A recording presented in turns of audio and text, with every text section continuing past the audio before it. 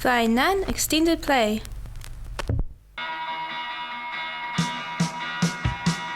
I started guitar in 1980, I think. I sold my drum kit and I bought my first guitar off this woman that I knew.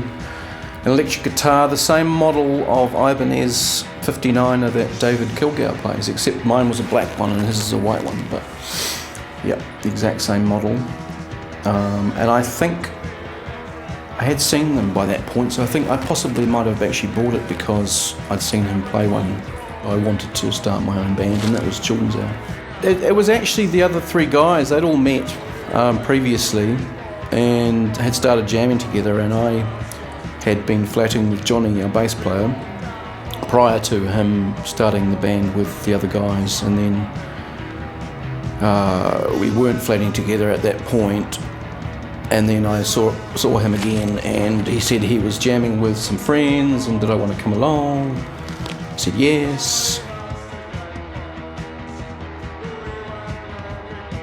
Probably a bit earlier, late 70s, 1980, there was the Gordons, of course, who sort of pretty much inspired, I think, most of the people that I know to actually, if not start bands, but to at least try and be as great as they possibly could, like the Gordons were. There seemed to be an astonishing amount of great bands around in that very short space of time. There was Fetus Productions and, Spelling Mistakes and Herco Pilots, and there's a lot of bands who'd started up then who ended up kind of being the first wave of the Flying Nun bands. That whole sort of early post-punk thing that was coming in, and I think, of course, all the really early Flying Nun bands were coming up to Auckland from about 1980. The Chills and the Clean, and all of them really. Yeah, we did start recording pretty quickly from when we first started, which was at Progressive Studios, because it was kind of that at the time was probably the studio that most of the Flying Nun bands were recording at, and other bands, but that seemed to be quite a popular space. Everyone just used to go in there at cheap rates, go in at night, record from midnight till dawn, and it would probably cost you $100 or something.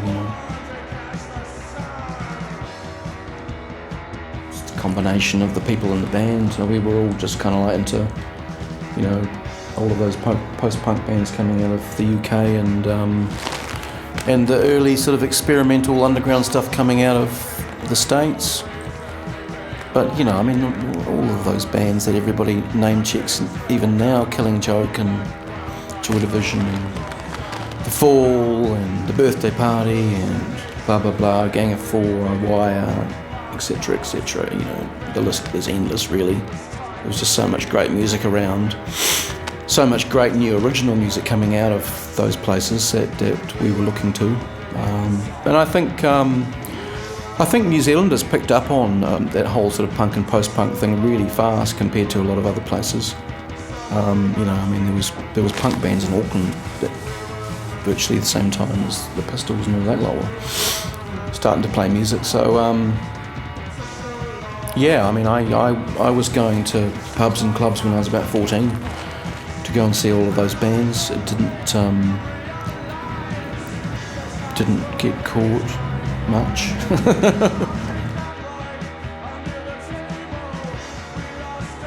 You only have to listen to Children's Hour and then listen to the Villains and Sneaky Feelings. There's a huge disparity, but the thing is that there's actually a lot of Auckland bands and Christchurch bands too who were doing quite similar stuff.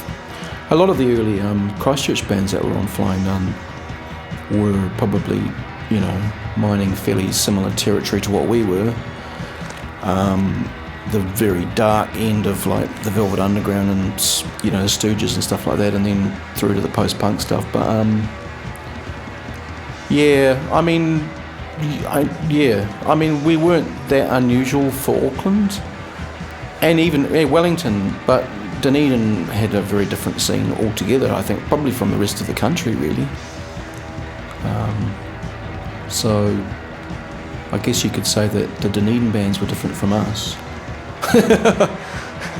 We were kind of the same as a lot of the other bands. Well, you know, in a similar vein too. But yeah, well, I mean, our touchstone really was probably the Gordons, as opposed to, well, I don't know. I mean, bands like the Clean, they were kind of into all sorts of stuff. But I kind of always got the impression that their major influences would have been like, indie, garage 60s kind of stuff.